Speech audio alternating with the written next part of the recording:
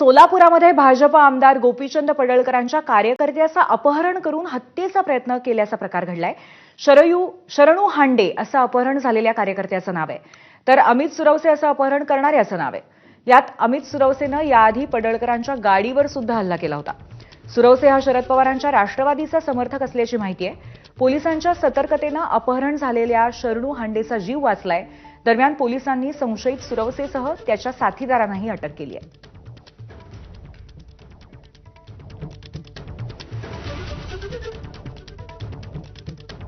भाजप आमदार गोपीचंद पडळकर यांचे समर्थक असलेल्या शरणू हांडे या कार्यकर्त्याचं सोलापूरमध्ये राष्ट्रवादीचा समर्थक असलेल्या अमित सुरवसे याने अपहरण केलं होतं। खरं तर फिल्मी स्टाईलने हा सगळा प्रकार घडलेला आहे आणि भाजप आमदार गोपीचंद पडळकर यांनी राष्ट्रवादीचे सर्वेसर्वा शरद पवार यांच्याबद्दल केलेल्या एका विधानामुळे अमित सुरवसे जो राष्ट्रवादी शरद पवार गटाचा समर्थक कार्यकर्ता आहे त्याने गोपीचंद पडळकर यांची गाडी फोडलेली होती आणि त्याचा मनात राग धरून शरणू हांडे याने 2 महिन्यापूर्वी अमित सुरवसे याला मारहाण केली आणि त्या मारहाणीचा व्हिडिओ सोशल मीडियावरती व्हायरल झालेला होता आणि त्याचा बदला घेण्यासाठी आणि अपमानाचा बदला घेण्यासाठी अमित सुरवसे यांनी खरं तर पूर्ण कट रचलेला होता।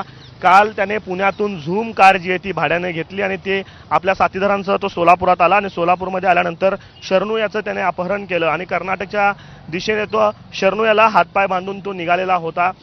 रात्री 10च्या सुमारास अमित सुरवसे आणि त्याच्या साथीदारांना पोलिसांनी ताब्यात घेतलं। यावेळी शरणू हांडे हा गंभीर अवस्थेत असल्याचं पोलिसांना लक्षात आल्याने त्याला तात्काळ सोलापूरच्या शासकीय रुग्णालयात उपचारासाठी दाखल करण्यात आलेलं आहे। कॅमेरा पर्सन अयुब अगदीसह आफताब शेख, एबीपी माझा, सोलापूर। नेमकं हे प्रकरण काय आहे पाहूया ग्राफिक्सच्या माध्यमातून। गोपीचंद पडळकरांच्या कार्यकर्त्याचं फिल्मी स्टाईलने अपहरण करण्यात आलं। अमित सुरवसेकडनं शरणू हांडेचं अपहरण झालं। सुरवसे हा शरद पवारांच्या राष्ट्रवादीचा कार्यकर्ता असल्याची माहिती आहे। सुरवसेकडनं 2021 साली पडळकरांच्या गाडीवर दगडफेकही झाली होती। दगडफेकीचा बदला म्हणून शरणू हांडेची अपहरणकर्त्याला मारहाण असल्याचा सुद्धा इथे संदर्भ आहे। मारहाणीचा व्हिडिओ व्हायरल झाल्यानंतर दोघांनी वाद मिटवला होता।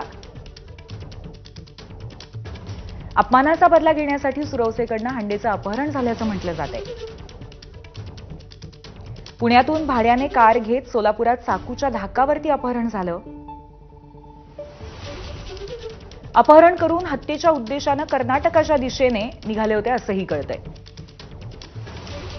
घटनेची माहिती मिळताच सोलापूर पोलिसांनी शोधमोहीम राबवली। अखेर रात्री 10 वाजता पोलिसांकडून सुरवसेसह साथीदारांना अटक करण्यात आली।